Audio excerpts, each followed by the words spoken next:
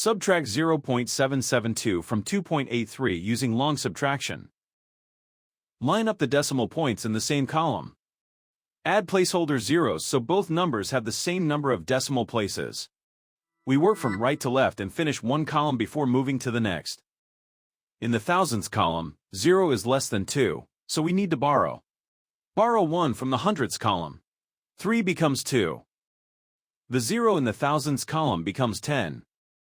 In the thousands column, 10 minus 2 is 8. In the hundredths column, 2 is less than 7, so we need to borrow. Borrow 1 from the tenths column. 8 becomes 7. The 2 in the hundredths column becomes 12. In the hundredths column, 12 minus 7 is 5. In the tenths column, 7 minus 7 is 0. In the ones column, 2 minus 0 is 2. Bring the decimal point straight down into the answer. The final result is 2.058.